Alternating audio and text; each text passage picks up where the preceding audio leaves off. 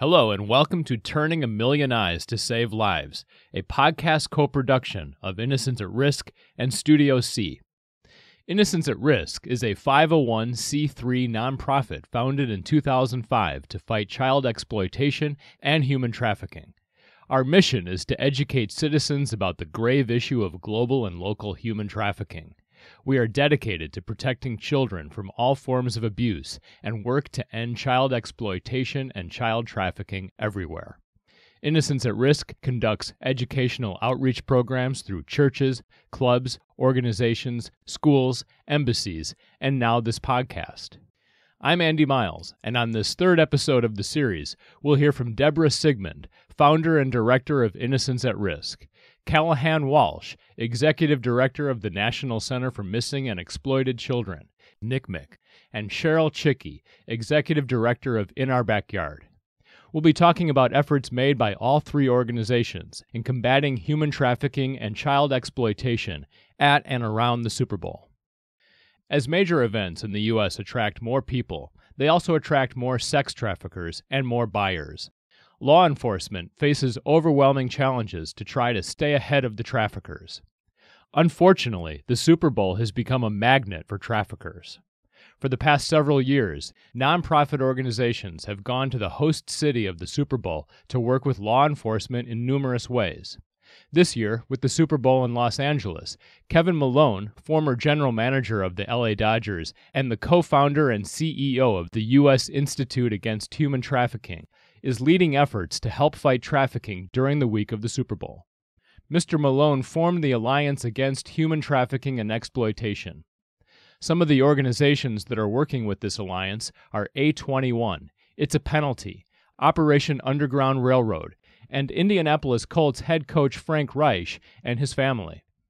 In addition, the NFL has given financial support for this alliance. We'll also discuss the Earn It Act, bipartisan legislation that was recently reintroduced in the Senate by Senator Lindsey Graham, Republican of South Carolina, and Senator Richard Blumenthal, Democrat of Connecticut, and co-sponsored in the House by Representative Sylvia Garcia, Democrat of Texas, and Representative Ann Wagner, Republican of Missouri. The Eliminating Abusive and Rampant Neglect of Interactive Technologies Act, the Earn It Act, will protect children everywhere by eliminating blanket immunity for violations of laws related to online child sexual abuse material.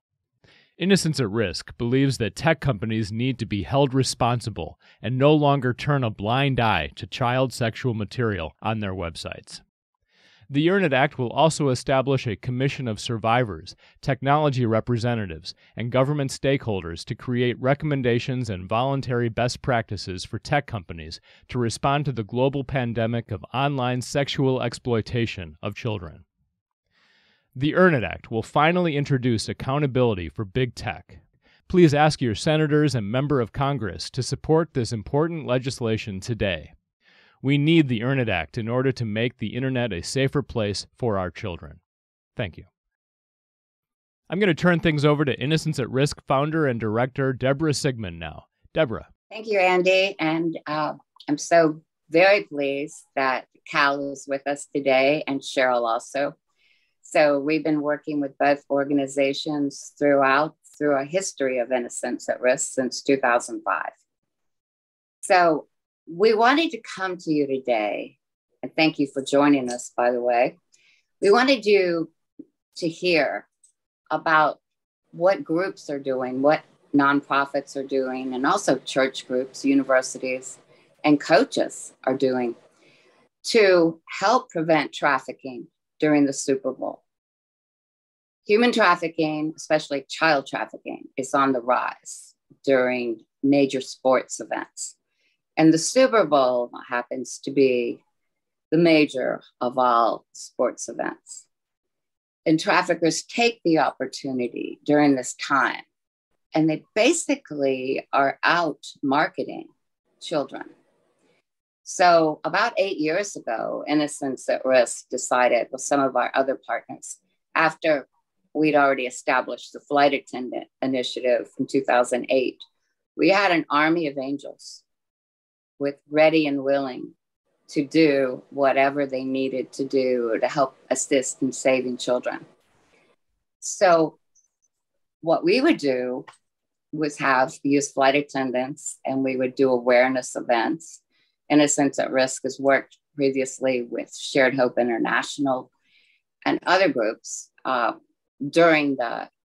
in hotels surrounding the Super Bowl.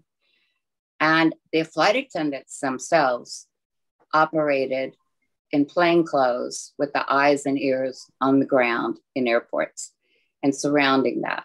We did the same thing in hotels.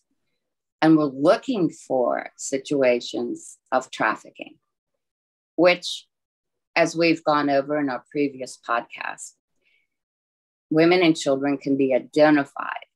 If you really if you really open your eyes, you can see something if it doesn't look correct. For instance, girls coming bewildered. They'd never been to a big city. They didn't know where they were going, but someone was going to meet them. So this was reported and these girls were followed. That was one case. But it was very important for us and other organizations to work with hotels and notify the check-in desk. We had trainings for maid services, check-ins at hotels.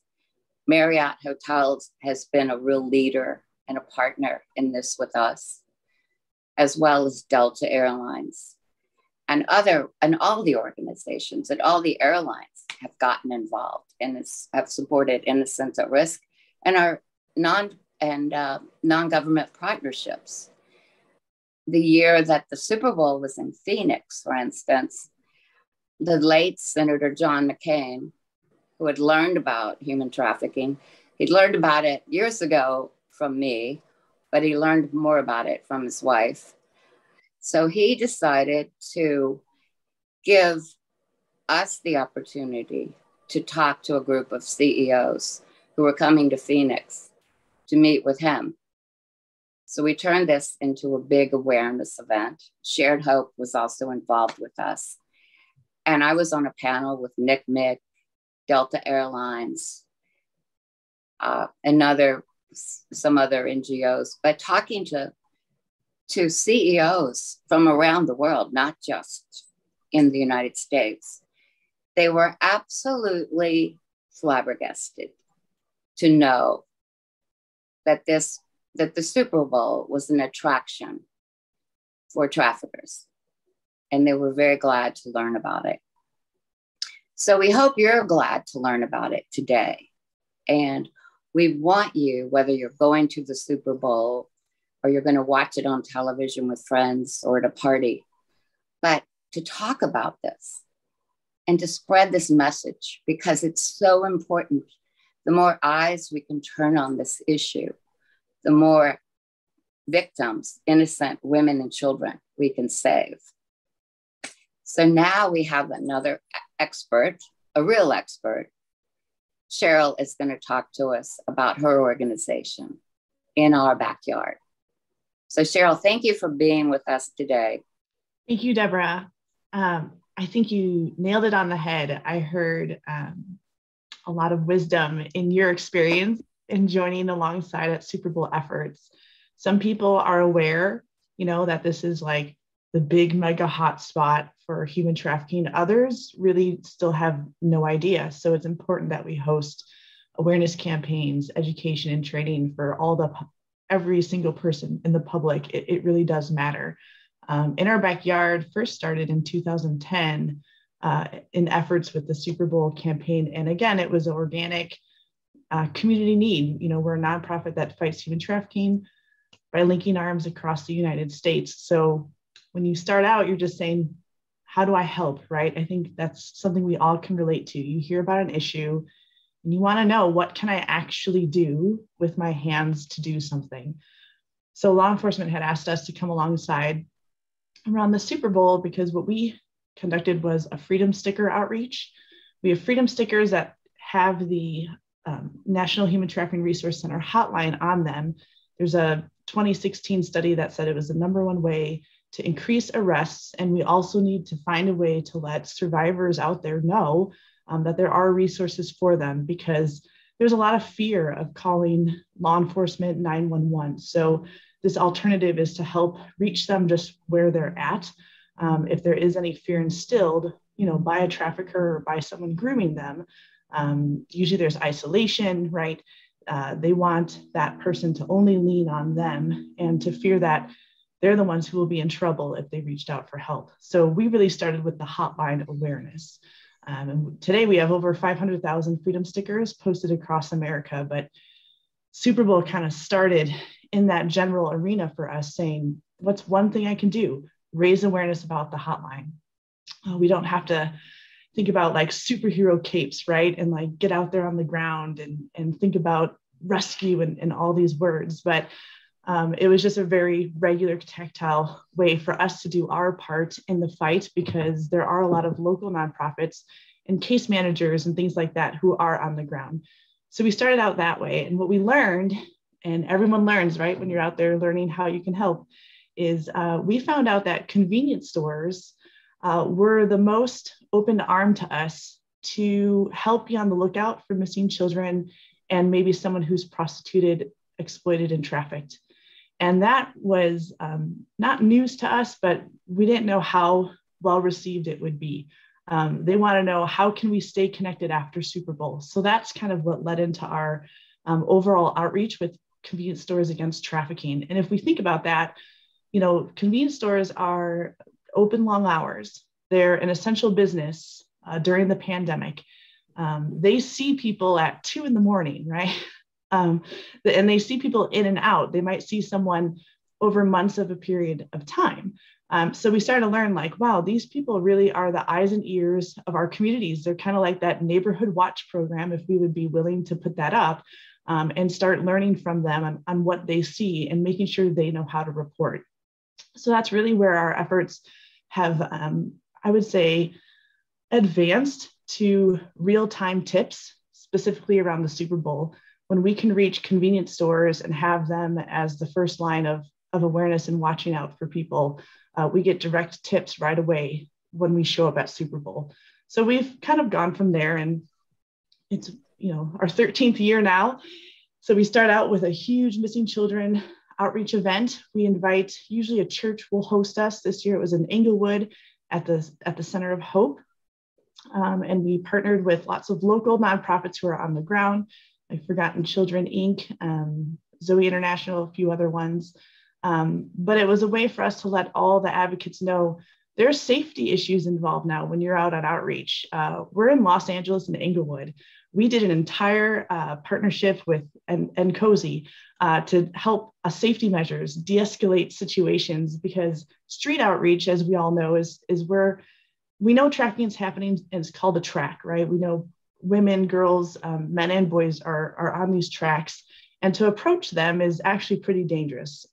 So we wanted to make sure any teams locally going out there, yes, you can train your volunteers to do that, but also remember, you can utilize convenience stores who are already there on the ground and can keep watch. So that's kind of our partnership this year. And once that event is finished, all those tips that are created, usually every outreach, we have an incident reported instantly. I already made a report to NCMEC, or a missing children is seen. So we usually focus on missing children booklets. We have about 36 missing children from the NCMEC site and referrals that we focus on. And we let the community know, if you can look out for these children, if you can take these books to convenience store workers, have them pass out to the people even in the store. Convenience stores see half the American population every single day. It's a great way for an awareness effort, but also when they leave the store, would that convenience store be willing to post that freedom sticker with the hotline on it once they leave in their restroom for the rest of the year? We don't want to show up at Super Bowl and leave the city, just left, right? That would be not the best way. So finding these relationships with convenience stores when we leave, and every tip that's created, is sent in to the appropriate local hotline, national hotline, missing kids. And we have a intelligence command post that also takes on those cases, and we help law enforcement create cases and really give them something that, human trafficking charges can be placed with. There's a lot of arrests on the demand side, but our team works diligently with, other NGOs, law enforcement, vetted agencies to make sure we're all in a room together. And we're there at Super Bowl ready to help any situation that might come up. And it's just amazing to see when the community gets it, like they can go out and post a freedom sticker, hand out booklets, and then they can make reports, teach their community how to report, and then know that there are people on the other side of that phone call, right? To help people. It's pretty inspiring. You realize you're on the goodwill impact side of vision, especially in, I would say, like the darkest era of human trafficking being online. What we're seeing is it's younger. Traffickers are young. Victims are younger. And, this whole online strategy for our own, well-being as a community, just in general, we don't stop and look around. I think you said that, Deborah. Like, if I asked you to sit at a convenience store for 30 minutes, imagine what you might see. But everyone's busy grabbing their gas, looking at their phone, paying at the pump, never going in and getting out. Even with hotels, you're checking in, your bags are driving you nuts. You don't know where you are, and you're not paying attention to your surroundings either. So at Super Bowl, traffickers are going to use that to their advantage because no one knows where they are. They're all tourists. No one's going to accuse or look around. And they're able to make huge profits off of us just being, pretty much wandering tourists around our own area for Super Bowl. So we have to remember there's a safety issue out there, and we can see something and say something and trust your gut. Like you said, is their girl bewildered? Does she not have a purse? Is she looking to meet someone but doesn't look safe? There's just, no 14-year-old girl should be by herself looking to meet somebody. That's a red flag, no matter if it's a trafficker or just maybe a not great person, who just wants to take advantage of her. So just remember, we are still a neighborhood watch program, even around Super Bowl. And the Super Bowl hosts at least a week of parties. There's increased entertainment. It's not the football that's the problem, right? It's a grand event for a whole week before the game. Most people don't go to the game, right? I don't know one person who's been to the actual Super Bowl game, to be honest. That's not true. But and we don't get to go to the game. There's no perks. But people are there for the party atmosphere. And we just have to make sure we're being safe and helping women and children and men and boys understand that there are people out there who are watching and who will help. And again, working with NCMEC, we are assigned an analyst from them, and they are there next to us, linking arms with us. And it makes such a difference to know, like, behind that hotline number, behind that website, there are real people who really help and really care. Cal, do you want to add something to that? We have Cal Walsh from the National Center for Missing and Exploited Children. And we are so grateful that you're here today, Cal. Thank you. Well, thank you for having me. I've been involved with the center almost my whole life. My parents co-founded the National Center for Missing and Exploited Children when my brother Adam was kidnapped and murdered in South Florida in 1981. And back then, local law enforcement, federal law enforcement just did not know how to look for missing children at that time. There was no national response. Local law enforcement, helped in the immediacy, but there really wasn't much that they knew how to do. They were well-intended, but they just didn't have the training. They didn't have the experience to deal with cases like this.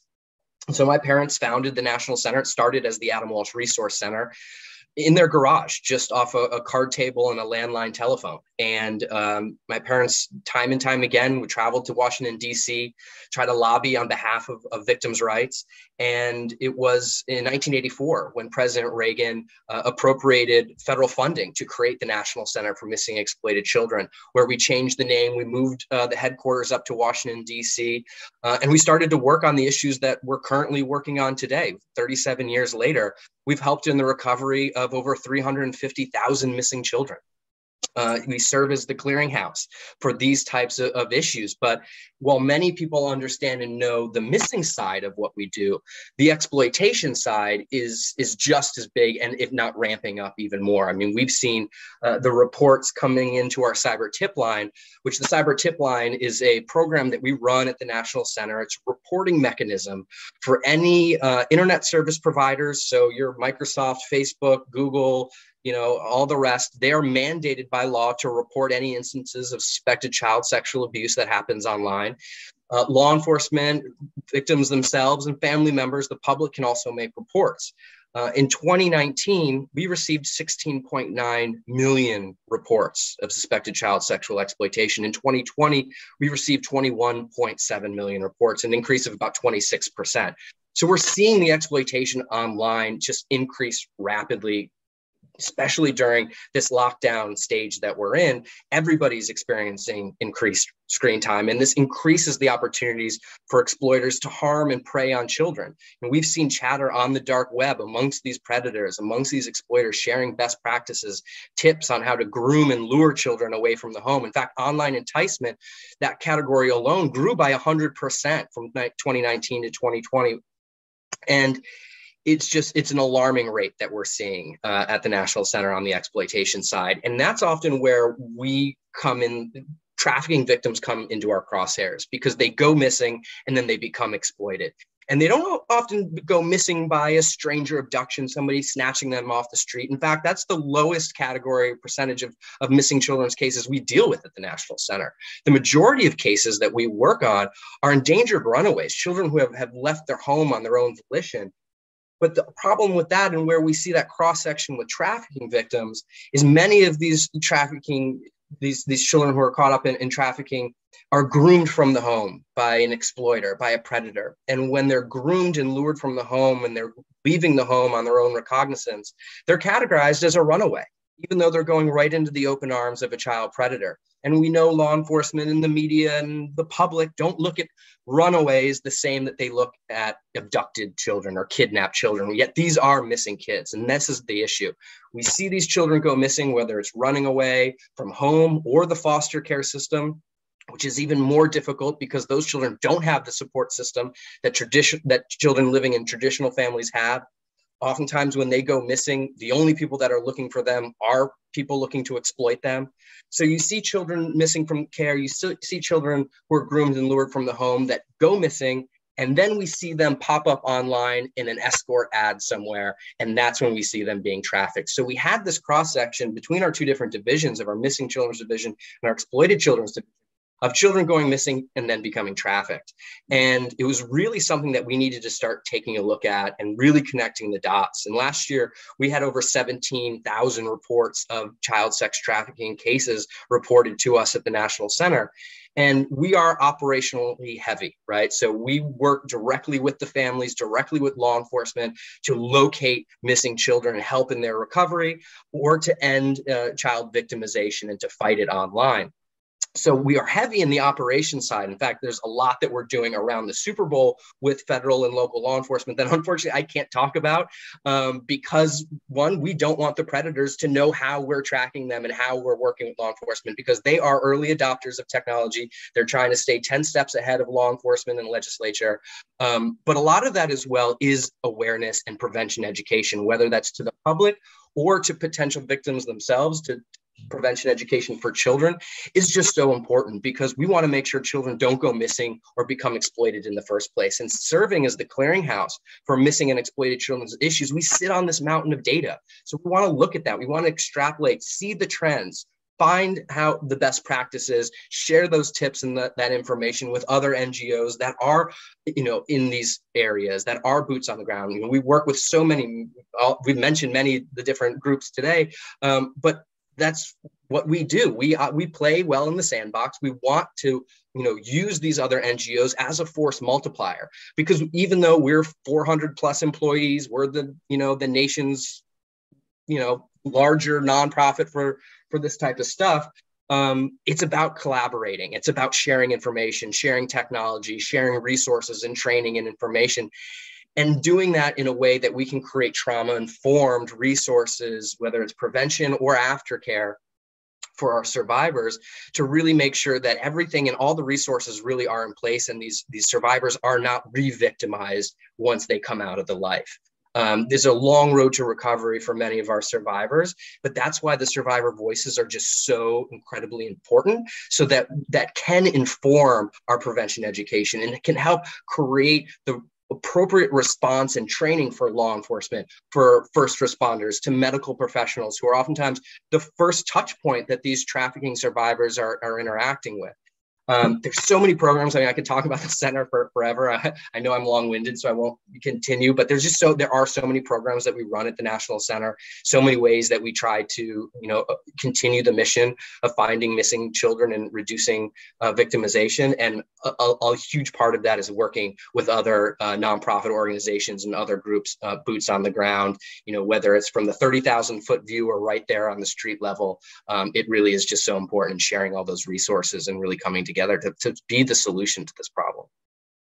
Well, Cal, we appreciate you being with us today. And I would also like to tell you that Innocence at Risk has partnered with the National Center since 2005, and we value that partnership. We've used your materials and your posters when we've gone into schools, and it's been a wonderful, wonderful arm for us. Well, that's why those resources exist. So people like yourself can go out there, organizations like yours can go out there and use them and get them into the hands of the potential, the children that are potentially at risk. We want to empower them with that safe and smart decision making.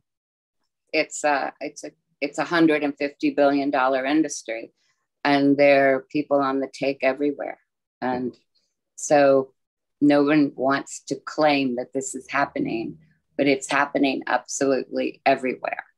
And that's a great point. And I think that's, something to talk about as well. We focus on events like the Super Bowl, and we know there is an uptick. The National Center, we keep track of online escort ads that are placed in and around the areas where the Super Bowl is happening. We see an uptick in those ads as well, too, many of them being, underage girls. Right. And so we know that this is a thing that happens around Super Bowl. It's a time that happens more, but it also happens in every small town across the country, not during the Super Bowl. And this is why that's so important to really do a push and highlight times like the Super Bowl, because I think it's a great opportunity to really capture people's attention and to let them know that this issue exists. But don't for one second think that once everybody goes home at the end of the Super Bowl week, that it ends. It continues. Exactly. And those girls and boys are then trafficked to another state, another town, and the cycle continues. But, that's not always the case either. That's why it's important for the public to understand the issues of trafficking, because not every child is trafficked in a geographic location. We know children who are trafficked and sleep in their own bed every night. Absolutely. I know. Yeah, I know. And I think because of the work on the ground last year at the Super Bowl, NCMEC, National Center of Missing Exploited Children, was able to recover, I think, over 200 children. Cal, is that right? The Super Bowl is a big push for us. That it's something we really want to dedicate our time and efforts towards. Again, whether that's the direct work that we're doing with local and federal law enforcement for these apprehensions, recoveries, stings type things, or it's the prevention education and the just sending out the images of missing children in that area. It's all important. Every sort of step, every little facet is just as important as the next, because while we're recovering, victims and survivors, we want to, of course, prevent the next generation as well. So we work, again, with many different groups that are on the ground as other NGOs, but we work directly with law enforcement at the same time. So again, a multi-pronged approach, even just for one event like Super Bowl. We worked with It's a Penalty last year. They did targeted poster distribution of our missing children's posters targeted to, convenience stores, hotels, rental car places as well, too. And what's important is, I think a lot of times people think, oh, I'm going to look at these images of these missing children, and I'm going to memorize their face, and then I'm going to spot them out in the wild. When that order of operations doesn't always happen that way. A lot of times it's someone who sees the image of the missing child and go, wait, they just moved down the street from me, or that's the family in the hotel room next to ours. They've oftentimes had that person, that child already in their life at some point, and they've seen them as a sort of 3D, rendered individual, and then they see their missing poster. So it's not necessarily about, oh, I'm going to scan these missing children's images and try to burn their image into my brain, but it is about getting those posters out there, because all it takes is one person. All it takes is one person to do the right thing and say, you know what, I think I saw that kid, and do the right thing and make that tip, whether it's to an NGO, local law enforcement, or what have you, doing the right thing and being that individual that says, you know what, this doesn't sit right. I'm going to trust my gut and I'm going to say something.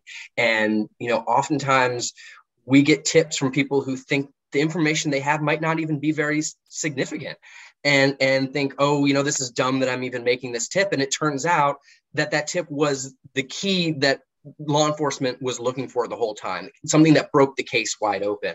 And so really, again, harnessing the power of the public, because law enforcement can't be everywhere. The National Center can't be everywhere, but the public is, and they're the eyes and ears. And whether it's, empowering flight attendants, or healthcare providers, or just your average citizen, it's really about everybody coming together and doing what we can, because we have seen some incredible recoveries around Super Bowl and elsewhere. And those only happen through collaboration with the public, with NGOs, and with law enforcement. Like I said, we do a lot of work around the Super Bowl, but people just need to be vigilant and understand that, hey, you need to pay attention, eyes and ears, all the time, anytime you're at that convenience store or gas station. I love the fact that you brought up, Cheryl, the gas or the convenience stores, because we found absolutely the same thing. We started working with GSTV. GSTV is gas station TV. The monitors that you see at the pump. Hardly anybody goes in the store anymore. You can pay right there and you get your gas and go.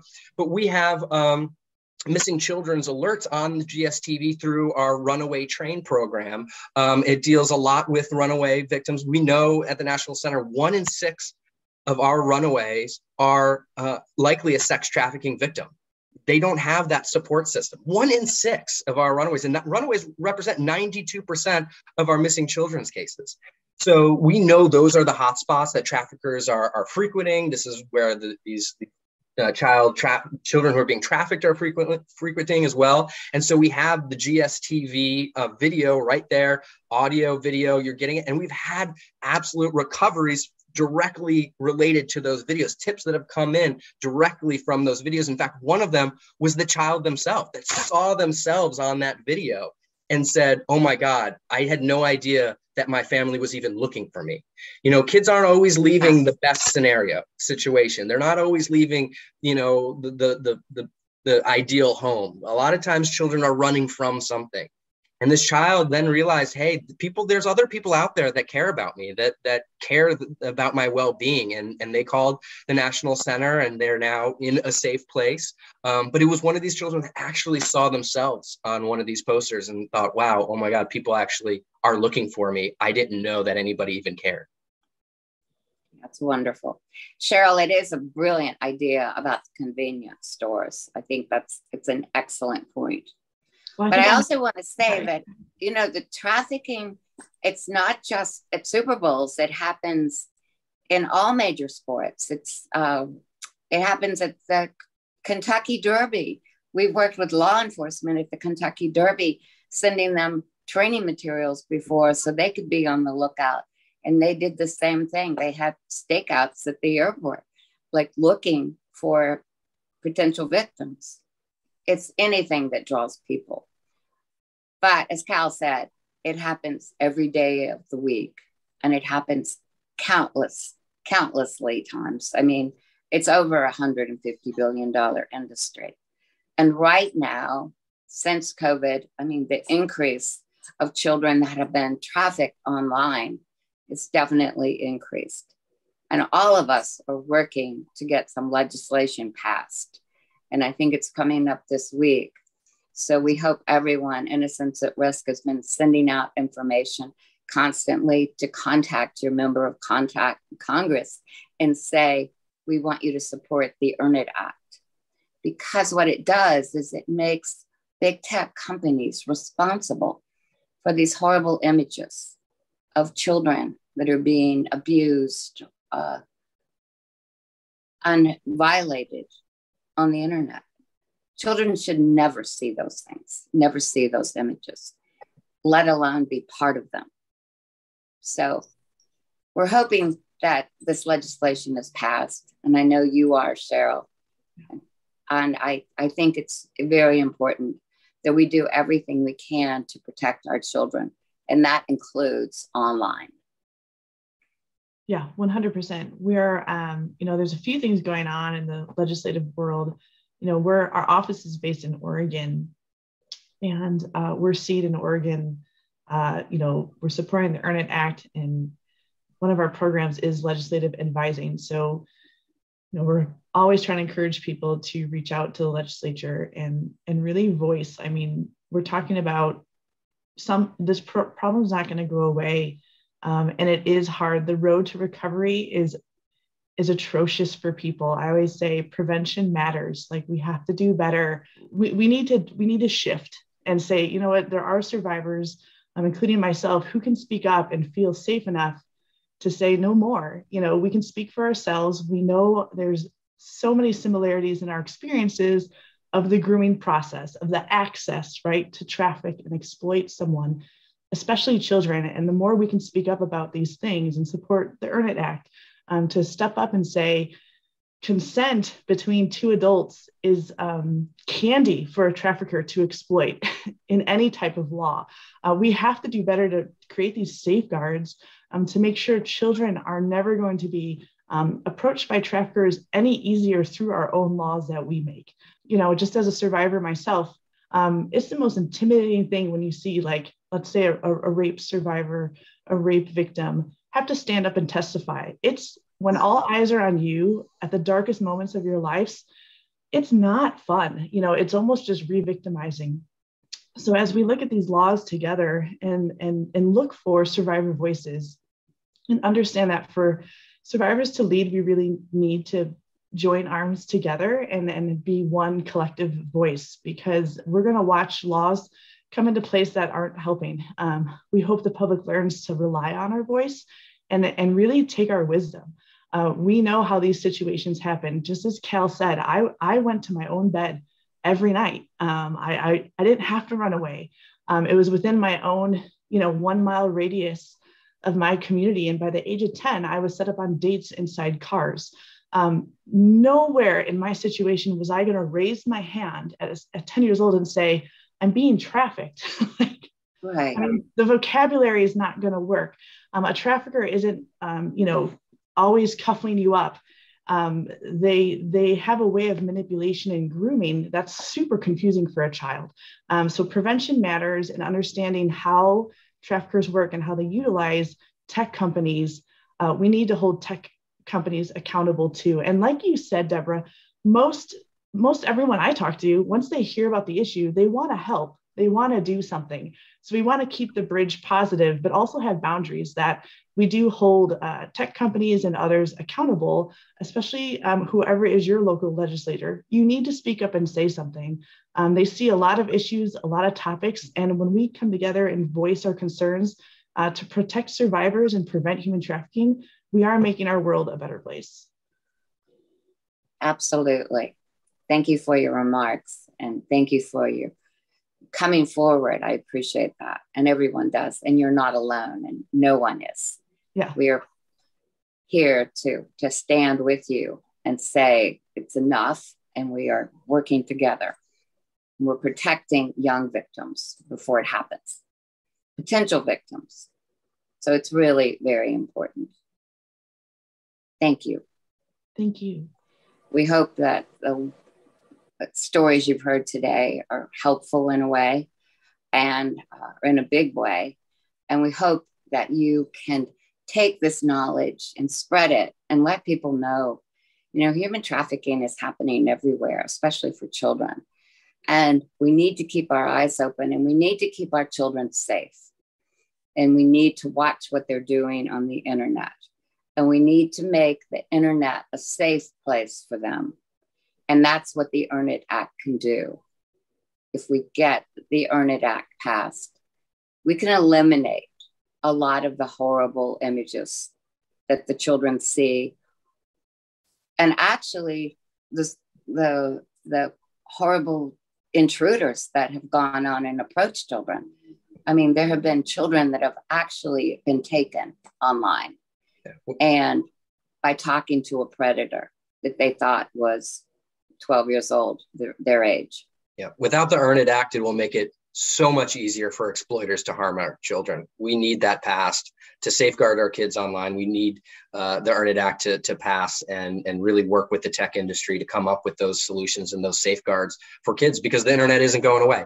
It's a great tool. It's created life for the better in so many ways, but so many new ways to harm our children.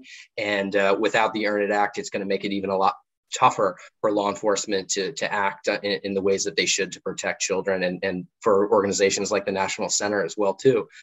These exploiters will have free reign online, and that's just something that we never want to see happen. These children are our most precious commodity. They need the protection, and with the Earn It Act, we can do that. So, to all the listeners out there, please contact your representative and make sure that they vote to pass the Earn It Act. Yes, this is something that the country definitely needs to unite on to protect our children. You've been listening to Turning a Million Eyes to Save Lives, a podcast by Innocence at Risk to prevent children and women from falling victim to human trafficking. We'll have another episode next month. If you'd like to get in touch or share your own story for this podcast, please email dsigmund@innocenceatrisk.org. That's DSIGMUND@innocenceatrisk.org. And please share this podcast, rate it, and subscribe. I'm Andy Miles, and I'd like to thank Deborah Sigmund, Cheryl Csiky, and Callahan Walsh for sharing their stories and expertise. And I'd like to thank you for listening. The number to report suspected human trafficking is 1-866-347-2423. That's 1-866-DHS-2-ICE. Before we go, I'd like to ask you to please consider making a gift to Innocence at Risk that will support our educational outreach awareness campaign to keep children safe online and everywhere else. All donations are tax deductible, and 100% of funds go directly to making a difference. Your donation will help Innocence at Risk keep children safe online with educational outreach to parents and students, lobby members of Congress for much-needed legislation to protect children and facilitate the prosecution of traffickers, and support service providers like Beulah's Place, International Network of Hearts, Crossway Community, Youth for Tomorrow, Fair Girls, Courtney's House, and others who take care of rescued children from trafficking and at-risk youth. We need your help to turn a million eyes on children. To make your tax-deductible contribution to Innocence at Risk, please visit innocenceatrisk.org. Thank you. Your support is greatly appreciated.